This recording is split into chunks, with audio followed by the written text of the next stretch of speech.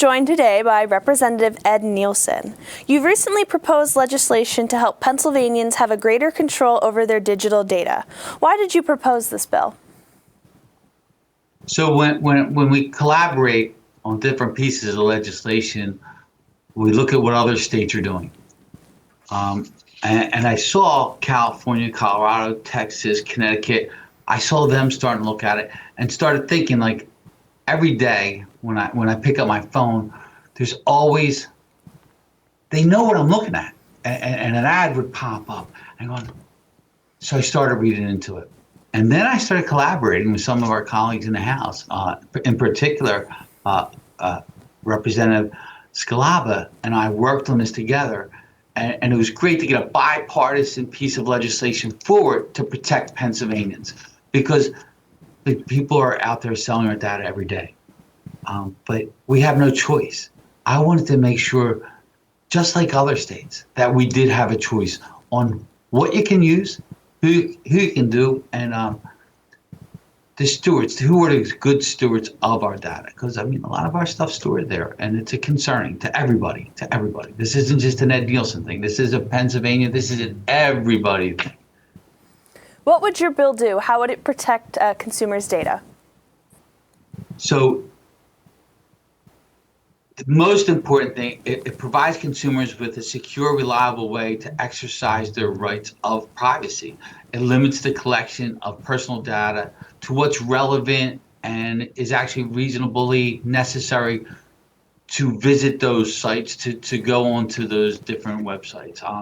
Process data in a safe and secure manner, because you know, you're collecting our information, but where are you storing it? And how are you storing it? We get data breaches every day from credit cards. Oh, we had a data breach. Well, you have to change your password. You have to change it. We're moving fast, lightning speed into electronic age. And this is some of the things that we need to think about.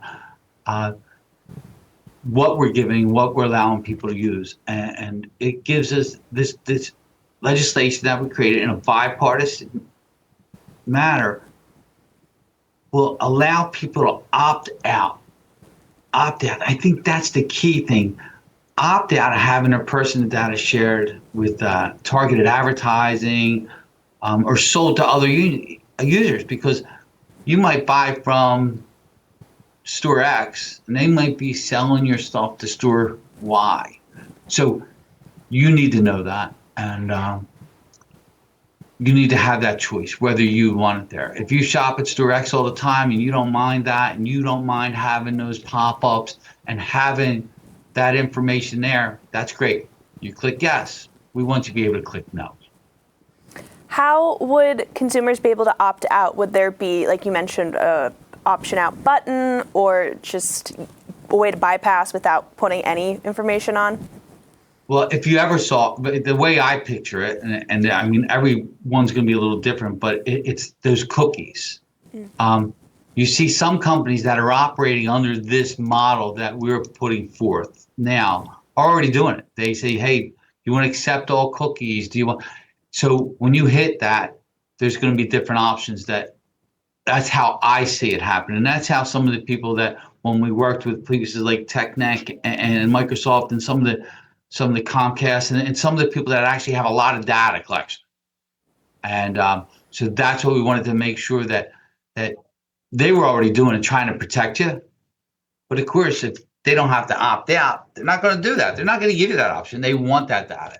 But so that's how I picture it happening, just like a cookie. You accept all cookies? Well, yeah, they're going to track you. If you decline those cookies, you have different ways of doing that, and we want to make sure Pennsylvania companies that are doing business here in Pennsylvania have to give you those options. Another thing with it is you see that not every website gives you those options. So you can tell the different size of companies, and that's what this will do. And like this Consumer Privacy Act is the beginning of a product. This is the beginning, because I'm sure as time goes on, we're going to have to expand on this, because like I said, we're living in a digital world. We saw some of the new, technology committee that Speaker McClinton set up in the rules was because of bills like this and because of where our world is going. I mean, I'd be hard pressed to tell you if I could get my kids off their phone. It's like, and my kids aren't kids. My kids are young men. But they do everything on their phone. How do companies and other, say, bad actors who may want to use this data for not good reasons, how do they access this data? As soon as you get in on their site, by clicking on their site, that gives them access. And it depends on how your electronic device is set up. So this will say, hey, listen, we can't access it unless you give us permission. Just do like something as simple as Facebook. When you go on Facebook, Facebook wants to know all your contacts. That's a choice you make. Okay. And that's what this will do. This will allow you to make those choices. And then if we have these bad actors here, we give power to the Attorney General to actually go in and prosecute. The Attorney General has exclusive authority to enforce this law and can initiate action against any companies that violate any portion of it. It also falls under the unfair trade practices and consumer protection law in the federal government. So we have to look at it. So this is the steps that we can take that the feds are at one point. We're taking it a little further than theirs. They allow us to make local state laws to do this, and that's what we're exercising that. And as they get tougher down in Washington, we all read the paper. We all hope that happens, but that doesn't always happen because people change their mind. Elected officials change, as we just saw this year recently. You know, last year TikTok was the Antichrist. This year, TikTok might not be so bad. So that's the kind of thing. So we want to make sure that we, as legislators, work through these issues. And I got to say, it was a pleasure working with Senator Pennycook on this as well, because it moved through the process. We took it through Chairman Coughlin, had hearings on it. We moved it through the House rather quickly with the help of my colleague, Representative Scavata, and then we worked with the Senate, and they actually we thought it was always real close. It hit their consideration on the Senate floor, but there just wasn't enough time. And hopefully this session, I know we have a lot of important things, but this is important. This protects every Pennsylvanian.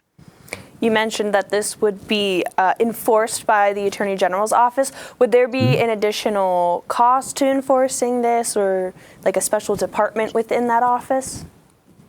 Well, we have a new Attorney General. Last session, he just got the Attorney General Sunday just got sworn in this week, earlier or last week when the show's airing, and we hope to meet with him, talk to him and his team, because when the elected officials, statewide elected officials change, so do the people within. Last year, they were very excited and supported this legislation. And I hope they can are just as excited, if not even more, to make sure that they rid these bad actors.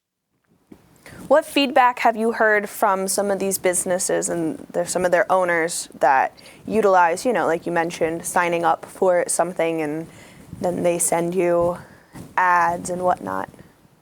So we had to try and find a threshold because we wanted to make sure that it didn't affect small businesses.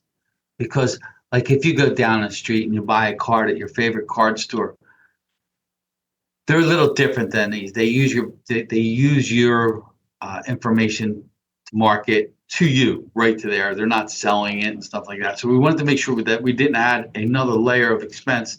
So those smaller businesses couldn't afford.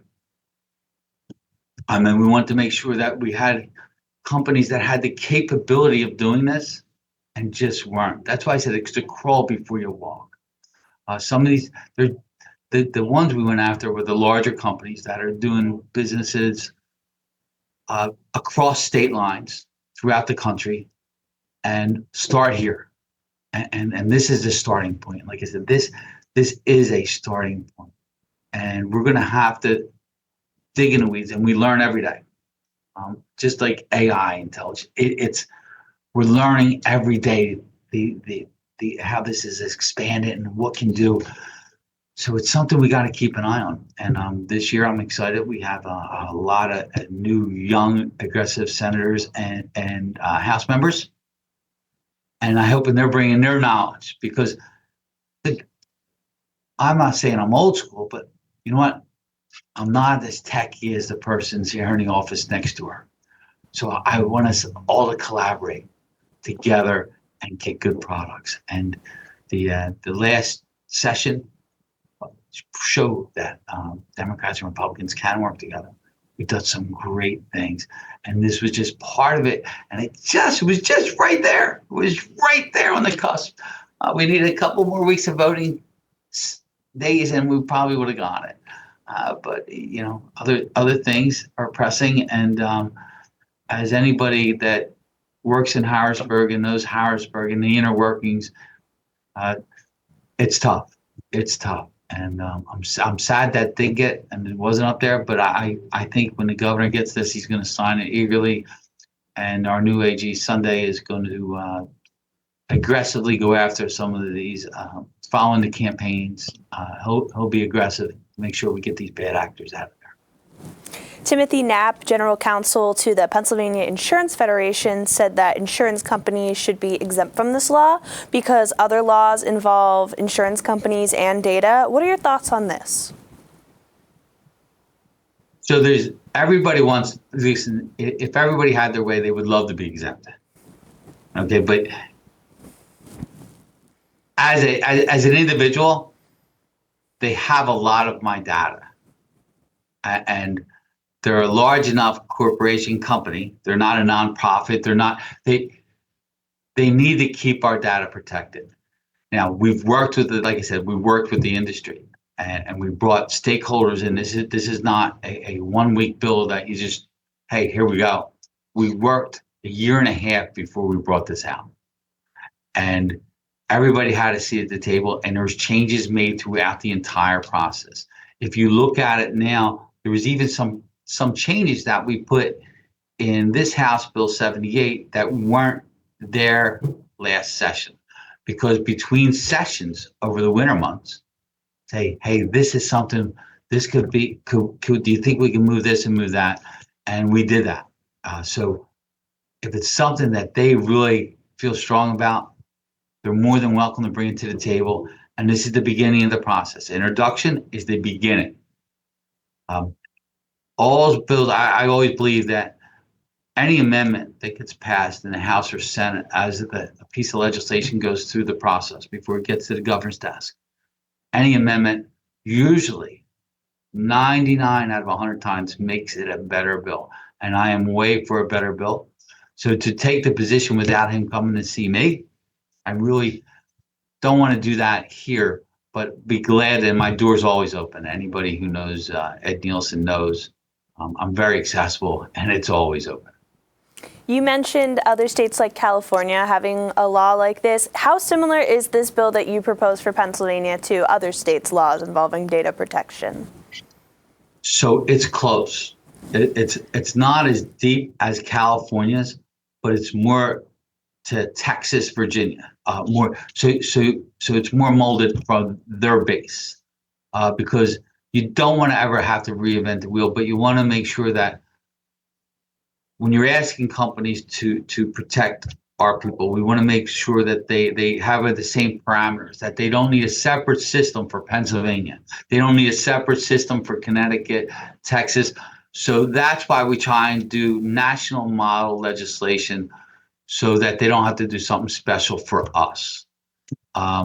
Because that's when the expense comes in. And if that expense comes in, that's usually put onto the consumers, because they're not going to take the expense. They'll push it on to us.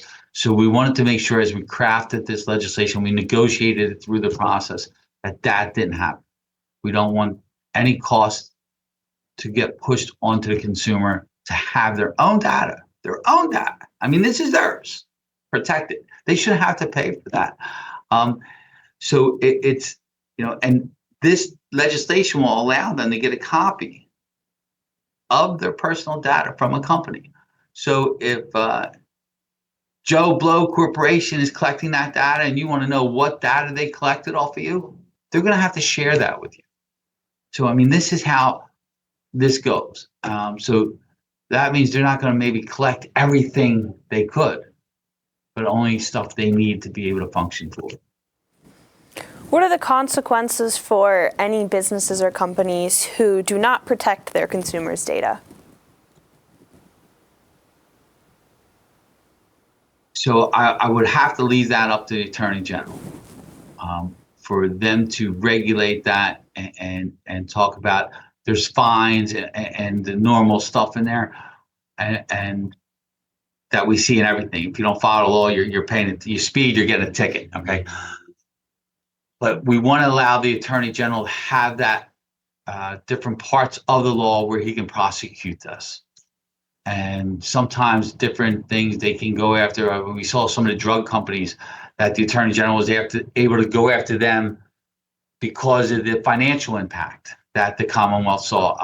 When Governor Shapiro was the Attorney General, he got big settlements from some of these drug companies because, and we want to give that ability. So if they're violating any parts of this law, that gives the Attorney General, they can go after them and seek damages back to the person, to the Commonwealth, to the class of people that were hurt under this piece. And that's why we wanted to keep it the Attorney General here to make sure that he or she can hold people accountable for our neighbors, for the people that live in Pennsylvania. You mentioned collaborating on this bill with Representative Scalaba. How did she get involved in this? So you learn something about people every day. When you come to Harrisburg, she came new in Harrisburg, and we come from opposite worlds and opposite places of the corners of the state. And it comes to she came to me and she says, "Hey, look," he says, "I saw this bill, and I don't think I can support that as written." And I said, "Okay, I've had some no votes on my legislation. It's not my first no vote." Says, "Well, she actually practiced law.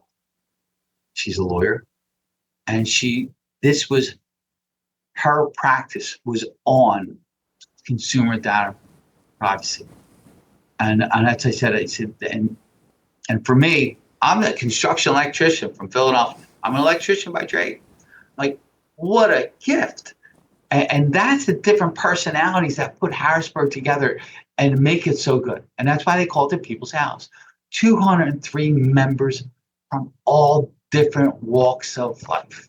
We have people that swept streets to people that designed cities and buildings and doctors and lawyers. And it's a hodgepodge. But the key is being able to reach across party lines. And that's the most difficult thing when people come to Harrisburg, is to be able to do that. Because, can I do that without jeopardizing my position within? And you'd be surprised because, if we did more of that, collaborating, we get better pieces of legislation. And this is an example of that. Why was it important for you to have a bill like this have bipartisan support? I know you mentioned collaboration. Collaboration, bipartisan support. I take my position serious, and I know you can't go through the entire legislature just saying I'm party specific. My voting record over my time here is proof that how important it is. We've done some great things. As chairman of transportation, I'm proud to say the last session, there was not one partisan vote. Everything we did in the committee was bipartisan, and it got through the chamber and through out of the House, through committee, bipartisan. So if you try and work together on the way through the process, it actually gets up to the second floor for signature much faster. So I enjoy, you'll never see me take shots at anybody on a partisan issue. I like working together. My neighborhood's not like your neighborhood. So what I need is different than what you need. Now, I might not agree with your needs, but I have to respect them. And that's what this institution brings. It brings respect to others, people's needs. I'm from Philadelphia. Um, you know, the last few years has been a lot of talk about SEPTA. Well, I'm saying it's not SEPTA funding. We need transportation funding throughout the state. And it's not a Philadelphia thing because it's a 67 county issue. That's what this is. This is a 67 county issue. This isn't a city thing. This isn't a suburb thing. This isn't a rural Pennsylvania. This is a 67 county. A bill like this doesn't come around often, that it affects everybody, everybody. So when you're doing something like this, that affects every person in Pennsylvania, you want to make sure that you get collaboration from all sides and all walks of life. And we've done it, and we have. And like I said, it was a pleasure to work with Representative Savada. It really was. And people sit there and say, how would you get along with her? Because people don't think, and like, how could you not? You didn't get to know her. And that's important in Harrisburg, to get to know your colleagues. And some people say I do that quite well. And I always look in the mirror and say, I can do that better. I can do that better. I try and find the good in everybody. But she was easy. She was eager. She was at oh my goodness, we got to change this. We got to change that.